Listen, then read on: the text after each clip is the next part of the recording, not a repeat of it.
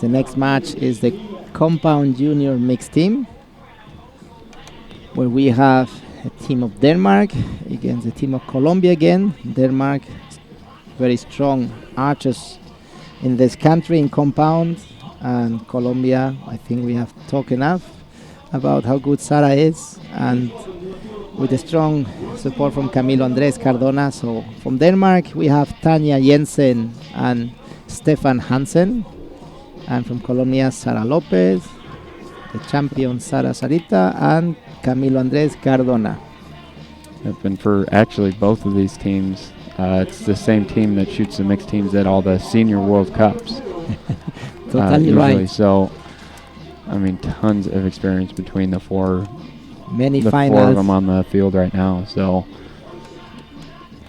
Stephan. Yeah, totally right. We have the tendency to forget that these young talent and amazing archers are representing the country in the senior, World Cup and World Championship.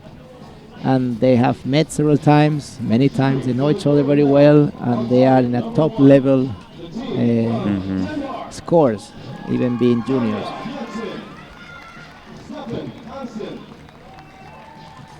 Tanja and Stephan.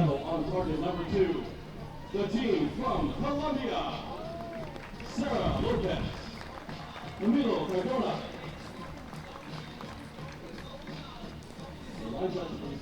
Sara and Camilo ready for this gold medal match. So I look to see not only a close match, but probably hopefully one with some impressive scores. I mean, both teams really capable of, running the table almost. So Sara, who in the quarterfinal, I think, remember clear, she has 2 arrows missing the target because a water drop in her scope on a bib. She could not see the target, has to shoot and missed 2 arrows. We were surprised to see Sara with 2 misses. Is something wrong? Or maybe the result system. And no, she told us that the water, like it happened in Shanghai, I think, 2 years ago. Yep, with all the rain that they had during elimination day, there were a lot of people with a lot of water on lenses and into peep sights and stuff. So, especially be detrimental when you're shooting a clarifier or a peep sight with a lens in it versus one without. So, the peep, for those that do not know, is a little hole, a plastic hole that is in the string, so that's helped the compound archers to align. You look through this hole in the string and you look to the scope. Yep. So that's really aligned. You can see in the if you look real close on the string right in front of the eye for all these guys, their right eye, they're actually looking through right that. Now in the string, you can see in the height of the eyes, there's a little plastic. And in some of them they have no lens at all. It's just a hole, and some have a magnifying lens, and that's what Sara was using. And in a magnifying lens, it's a drop of water, you don't see anything. Yeah. Even not the target. Must be frustrating. You try to aim and you cannot see. Yeah, to draw back and not have anything to look at. Kind of just shooting in the dark. I told her I think you learned the lesson once. Why did you do something for avoiding next time? Have a backup bow with just no lens at all or something, because it's a pity training so hard and being this level, and one drop of water throw you out of everything. Yeah. So I mean, it's tough, but for her, what the lenses will do is actually clear up the target. So in the sight, they have a magnification lens, and sometimes with the higher magnifications, it can be a little fuzzy or blurry. And the clarifier, like I'd said before, and the peep will help clear up the target, so your target face is a lot easier to see. So easy to see, but when you move, the boat also is moving more, no? Correct? The higher magnification it will sometimes, yeah. But it's all about what you're comfortable with. So correct. So we see the first end. We have, as expected, Richard, as you told, it will be tight match with high score, 39 over 40 points and 38 from Denmark. So Colombia leading by 1 point. This is going to be like this, I think, until the end. As they have a lot of experience, they are used to this type of final, they're used to camera, they're used to be so close. I don't think that the nerves or the The anxiety will play a role here. Just another day in the office for all 4 of these guys. Good way to see it. Another day in the office. When for some archers that they have not experienced this before, like we saw this morning in Cadet, when they enter in this field, they see the audience, they see the camera, they see the setup, they get a bit impressed. Mm-hmm. They're like, wow, what is this? Like gladiators entering the circles. Did you ever feel this? Is there any time in your time shooting our event that you came out and say, oh? Yeah, I mean... Which one, the one you remember? One of them. One I remember was the Indoor Worlds when we had it in the U.S. in Las Vegas before the Vegas shoot. Yes. And to have a lot of the shooting the gold match there and having all the platform and all the all the spectators from the U.S. there. Hometown, of course. There were lights. We had lights also. It was a scenario, black curtain behind the target, so make it like really a stage. Yep, that one was one of my favorite venues there. And thank you for sharing. I won't tell anybody. Good. Yes, this play in effect, but not on those. On these archers we have here, they have seen this and have experienced it very, very often. So it's another day in the office, as you just said. 9, just out.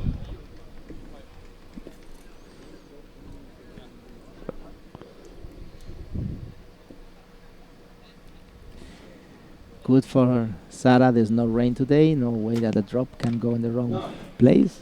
And it's all about her. And Sara with a little bit of an advantage just because, she was out here on this field shooting on the exact same target, not, 20, 30 minutes ago. So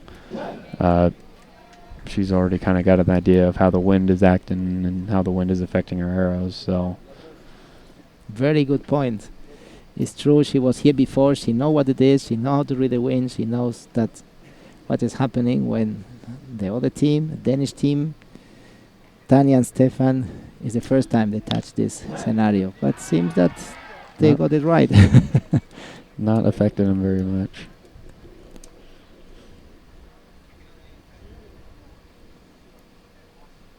We have a good view how he's making the shot. Excellent, just in the middle.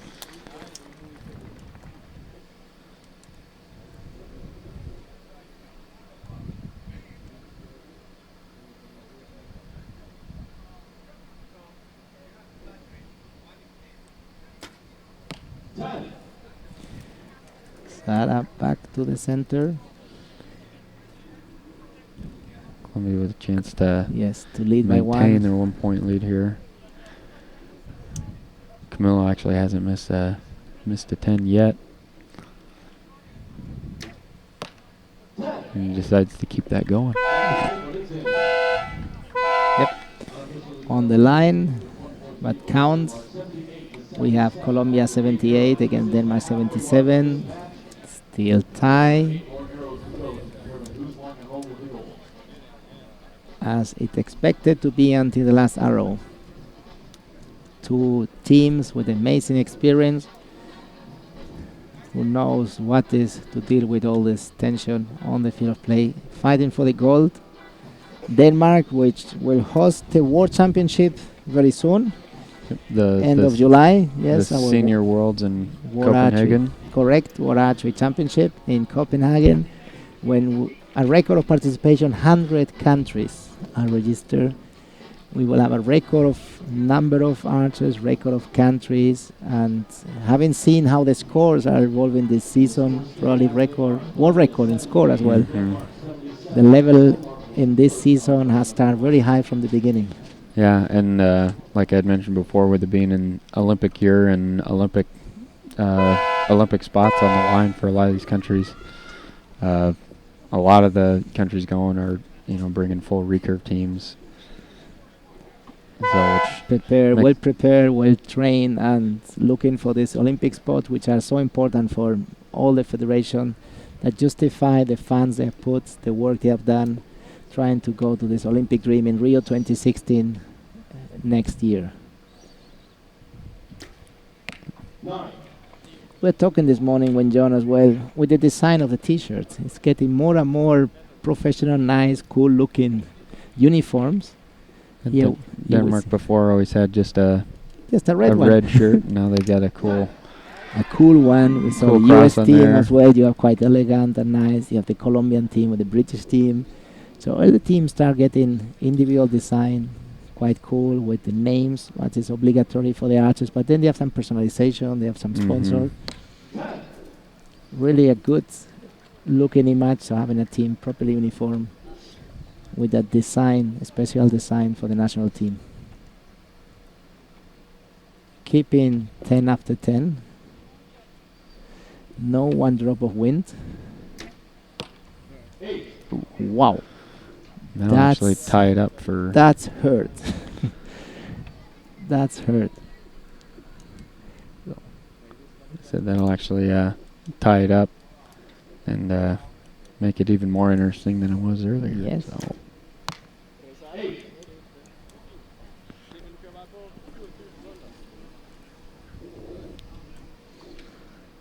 Right there, actually right back to where we were before. So, you know, give some and you take some. Yep. That's a little window that give you air when you are behind. This little present that you receive. Good shot by Stephan to kind of keep him in the mix here.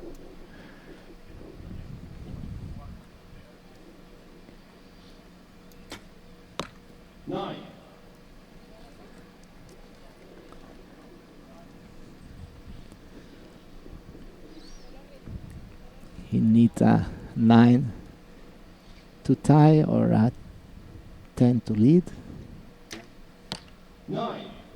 They are tied. All tied up with 1 in to go.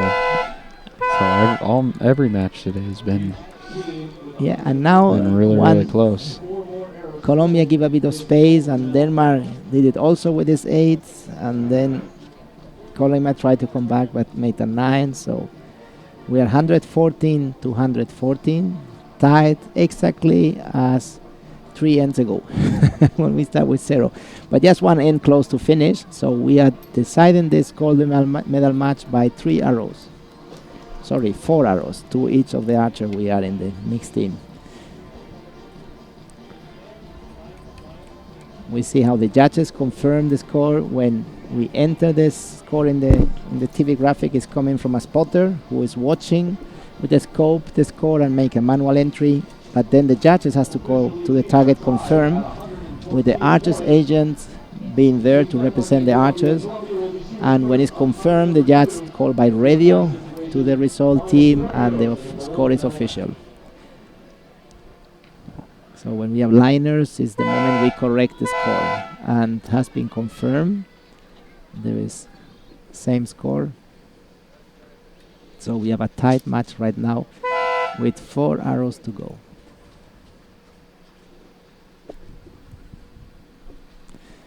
Spectator silence. There's tension here. I said all the matches this morning or this afternoon, sorry, have been real close and a lot of fun to watch. So, gotta say, not necessarily what the archers may be wanting, but it's definitely what the spectators and everybody online is looking to watch.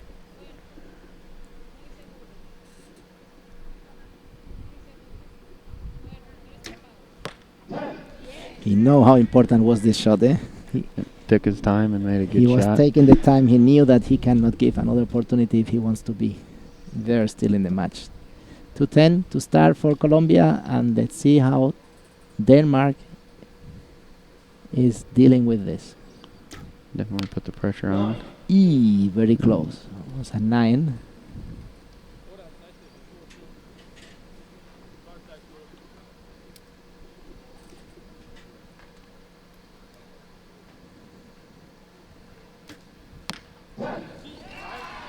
Stephan shooting really well this match. Really well, yes. 2 arrows remaining, only 1 point. Totally right. Solid 10. Sara making her work, making what she is supposed to do. Let's see Camilo Andres. Has a chance to seal the deal here with a 10. 13, 12, and he does. 10. They did. every match this afternoon's been decided before the second half of the end from the other archers. Not something you usually see, so. No, but has been the first match. I know the second match that the lower rank is winning. Before was Turkey, and now it's Colombia was ranked number 2 when Denmark was ranked number 1. And the number 2 in the ranking took the medal. So we have unofficially Colombia winning, but officially celebrating. Congratulations, Team Denmark. Of course, a good sportsmanship behavior here. They know each other very well. They respect each other very well. It's something that is very common to see in archery. We are enemies on the shooting line, but very good friends out of it. Yep, exactly. I mean, it's such an individual sport. We all have, something really similar in common to, travel around the world and do this kind of stuff. So, and off the shooting line, we're all really good friends. So much that when an archer has troubles and when an archer finds himself in equipment failure or something is missing the airport, other archers from other team lend you equipment, help you, say, I have this backup bow, do you mind, you want it, hide it, and it's amazing, this solidarity. I mean, just within the team, I think in Tanja, Patrick Larson from Denmark had issues with his bow. Turkey the year or two before, Martin Damsel from Denmark lent Braden Galantine from the U.S. his bow after Braden's broke right before they were going to shoot against each other in a medal match. So with both the same owner bow. Yeah. So that's very nice to see, and it's clear that when one archer should compete against another one, the best thing you can do for a friend is to make his life difficult and make all 10, and now you train more. And that's the attitude. There's no friend there.